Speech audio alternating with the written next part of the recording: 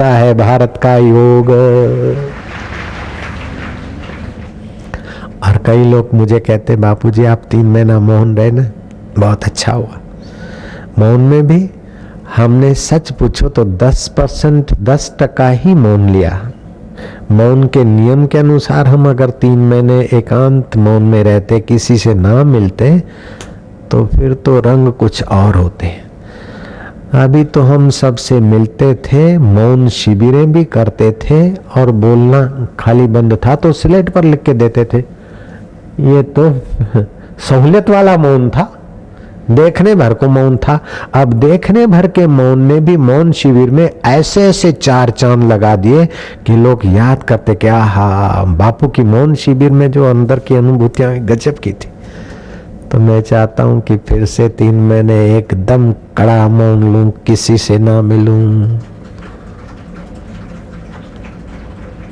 थोड़ी तालियां बजती है, थोड़े इनकार होते हैं। अब देख लो, तुम अपना स्वार्थ रो रहे हो और मुझे अपना स्वार्थ नहीं, जो भगवान की मर्जी।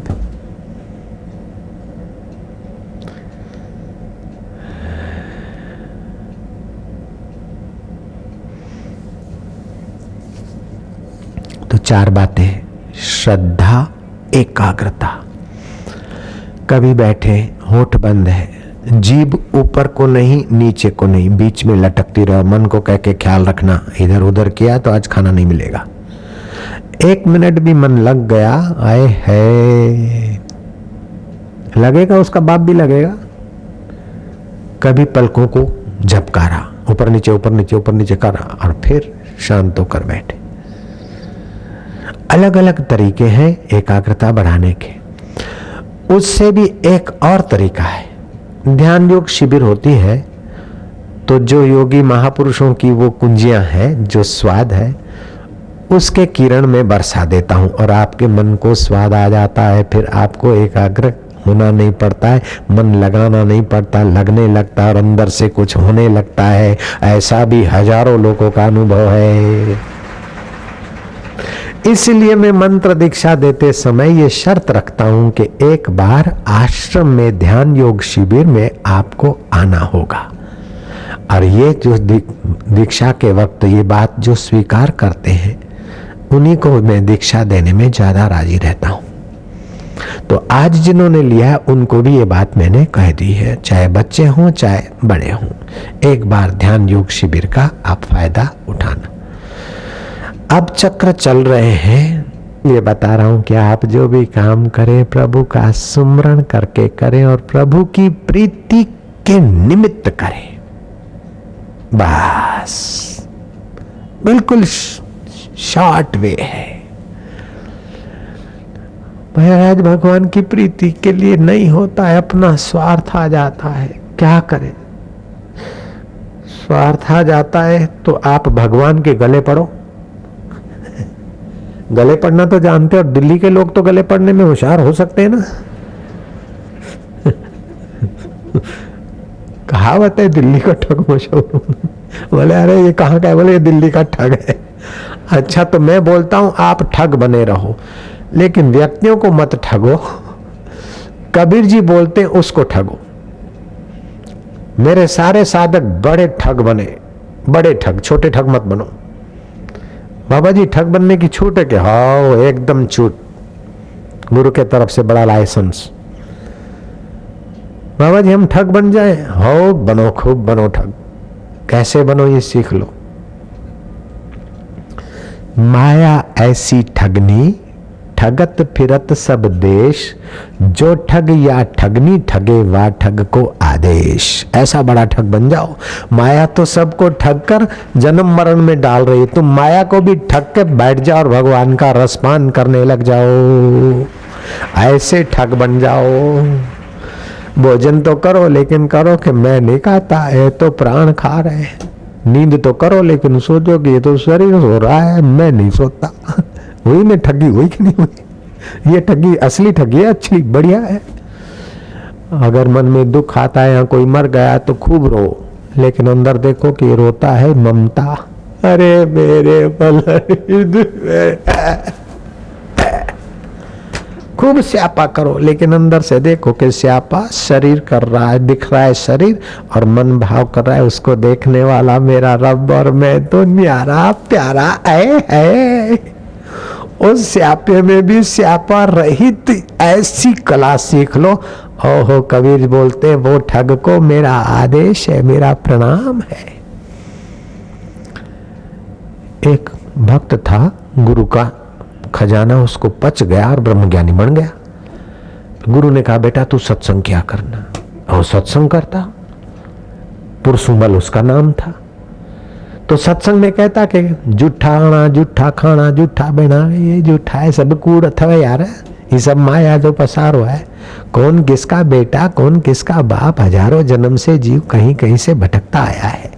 ये मेरा बेटा है, ये मेरा पोता है, ये मेरा फलाना है, ये सारी बेवकूफी है ममता की। सचमुच में तो परमात्मा ही सत्य है। ऐसा सत्संग करके गया और घर में आवाज आई कि पोता मर गया।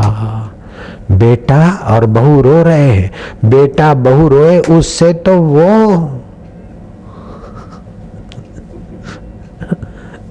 दादा ऐसा स्यापा करे, अरे मुझा पोटड़ा तू किया हले वे ना देखे मुंडे कारण बिना रे पोटा प्यारा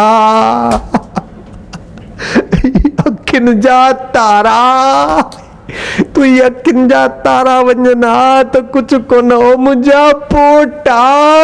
ओए ओए ओए, ऐसा स्यापा किया महाराज, क्या रोए वो जो बहू रो रही थी, बेटा रो रहा था, रिश्तेदार रो रहा था, सारे के सारे चुप हो गए। और वो दादा को कहते कि भाई शांत हो जाओ, आप तो संत है, आप तो उपदेश दे रहे हैं कि सारा मिथ्या है, सारा खेल है, आप अगर ऐसा करेंगे तो लोग क्या बोलेंगे। बोले तुमको पता नहीं, तेरा तो बेटा था लेकिन मेरा तो पोता था, मूड़ी से ब्याज प्यारा होता है रे।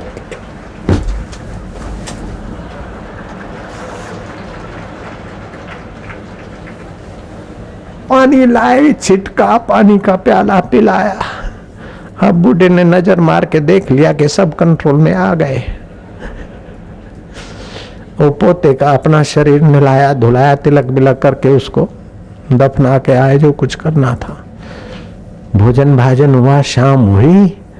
वो सत्संगियों ने घेर लिया कि पुरसुमल साईं तुम तो सत्संग करके गए थे सुबह कि सब मिथ्या है, ये है, और फिर आपका पोता मरा तो आप तो रो रो के बेहोश होके पड़े थे। अब हमको ये बात समझ में नहीं आती। बोले अभी चुप रहो, बाद में कहूंगा, अभी मेहमान भी वहां बैठा है, फिर अकेले में कहेंगे, बाग में जाएंगे तभी कहेंगे, अभी इधर नहीं। जब अकेले में बगीचे में सत्संग का मौका मिला, बोले मेरा पोता मर गया था तो मेरी बहू, मेरा बेटा और दूसरे रिश्तेदार जोरों का रो रहे थे। अगर मैं उनको चुप कराता तो वो और रोते। अब एक एक को चुप कराता और वो बोलते बूढ़े का क्या जाता है, हमारी आंतें सड़ती, बूढ़े को तो तैयार भोजन मिलता है। तो उनको चुप कराना आसान नहीं था, इसलिए मैंने आसान तरीका ढूंढ लिया। वो तो ममता से रो रहे थे और मैंने समझदारी से रोदन चालू कर दिया। क्या फर्क पड़ता है।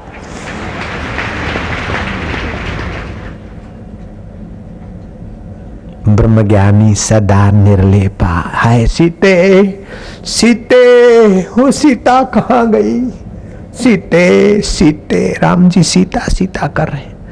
आज का लवर भी बोलेगा जब भगवान राम अपनी औरत के लिए रो सकते तो मैंने लवरी के लिए आंसू बहाए तो क्या फर्क पड़ता। अरे चल रे कंजर, तू लवरी के लिए अलग ढंग से रोता है, राम जी तो मर्यादा स्थापित करने के लिए रोने की लीला दिखा रहे हैं।